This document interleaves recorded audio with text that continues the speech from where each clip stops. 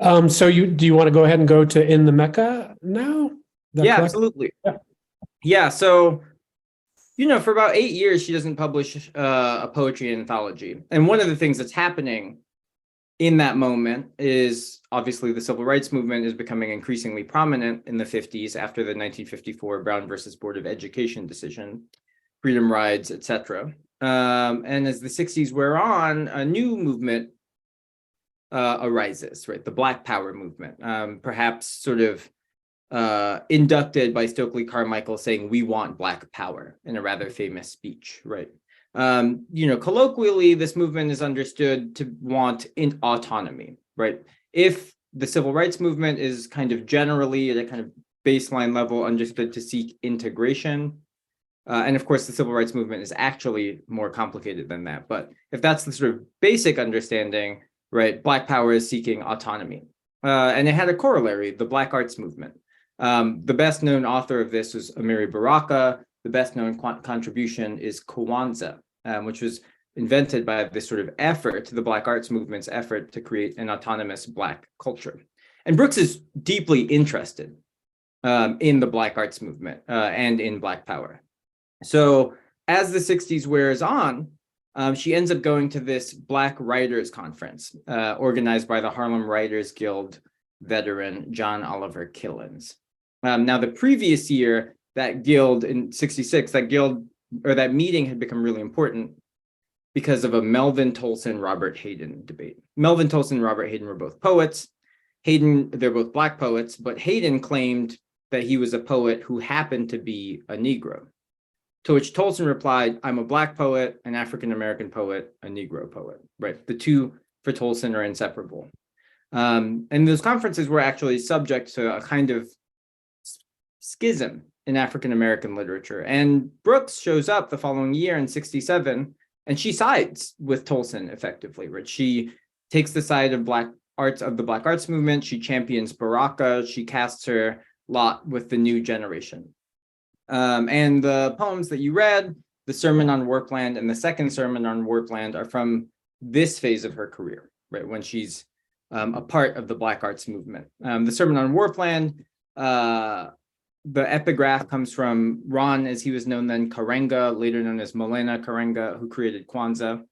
And the second Sermon on Warpland comes from In the Mecca, which is her sort of definitive beginning Black arts poetry collection, that is. That book begins with a rather long poem titled In the Mecca. And that tells the story of a housing project in Chicago known as the Mecca, in which a young girl named Pepita has gone missing.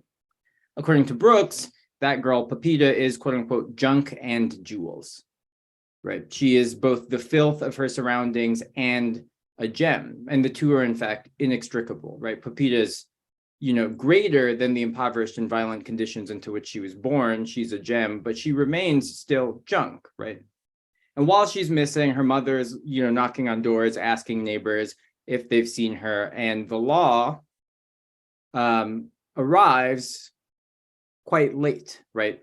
Brooks notes that the law is in fact not quite invested in, is quite slow to seek, a missing Black woman, right? And yet, even though there's the sort of poverty of the urban projects in which she's born, even though there's this sort of state neglect in the form of the police not caring, right? The long poem In the Mecca is deeply attentive to the value of Pepita's life, right? Pepita's eventually found dead, and yet she is, quote unquote, royalty when posed, right? She, quote, never learned that Black is not beloved, right? So the past tense does remind us that her death is inextricable from her story, from the poem writ large, but ultimately Brooks is more interested in the ways in which she's more than that violence, right? Her death is exceeded by the way in which Pepita kind of compels Black pride. This general sort of subordination of anti-Blackness to the reclamation of Blackness structures that poem, and it structures much of the rest of the book. There's a moment in which one woman, this isn't a poem later in the collection, Val is referred to as, quote unquote, tract and treatise, implicitly of Black power, right?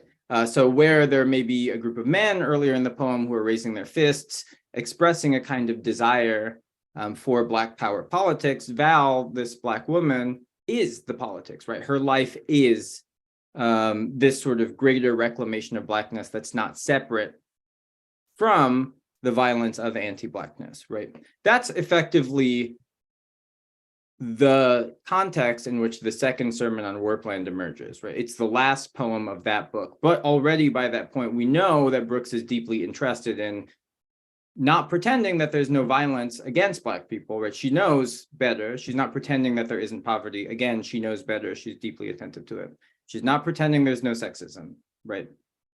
Her camera does not pan away from any of those things.